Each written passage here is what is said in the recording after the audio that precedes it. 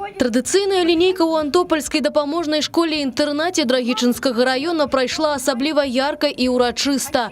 Павіншаваць вучняў са святам апошняга званка прыехалі не толькі блізкія і родныя выпускнікоў, але і супрацоўнікі ўпраўлення следчага камітэта па Брэсцкай вобласці.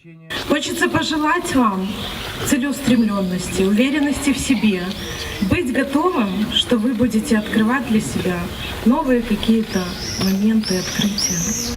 На працягу 5 гадоў прадстаўнікі ведомства прымаюць пасільны ўдзел у жыцці школы, прыязджаюць у госці, дастаўляюць выхаванцам падарункі. Дарэчы, у рамках аднаго з такіх візітаў і было вырашана стварыць так званую скарбонку жаданняў.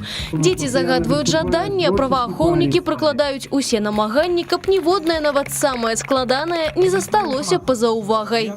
Часто приезжают, постоянно, Новый год, праздники, на любые праздники приезжают. Помогают в школе, нам помогают, чем надо. Всегда. А что привозили они вам? Мячи футбольные, игрушки. У нас есть офицерское собрание, в которое собираются какие-то денежные средства на исполнение вот этих желаний.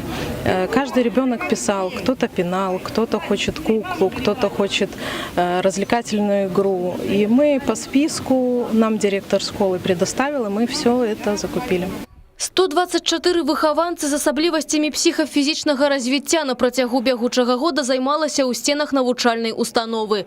Выпускнік Уладзіслаў Ганчарук у школе-інтэрнаце з 1 класа гаворыць без складанасцяў. Уліўся ў калектыў, які цягам 11 гадоў стаў і сям'ёй, і домам. Аднак на парозе самастойнага жыцця, канешне ж, марыць аб уласным.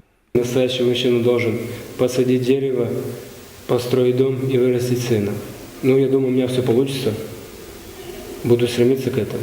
Швачка, гароднінавод, столяр, слесар, рабочы па абслугоўванні будынкаў і збудаванняў. Гэтыя і іншыя прафесійныя навыкі атрымліваюць рабяты тут.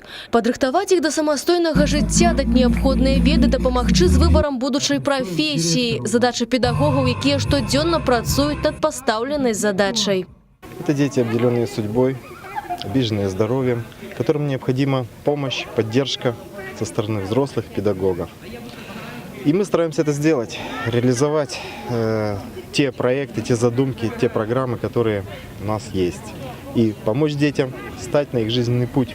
А гэта і ёсць гарантыя таго, што дзеці, якія воляй лёсу апынуліся пазбаўленымі некаторых каштоўнасцяў у жыцці, усё ж такі змогуць паўнавартасна уліцца ў соцыум. Марыя Кобец, Тацяна Болтуць, Александр Дьяченко, тэлерадыёкампанія «Брэст».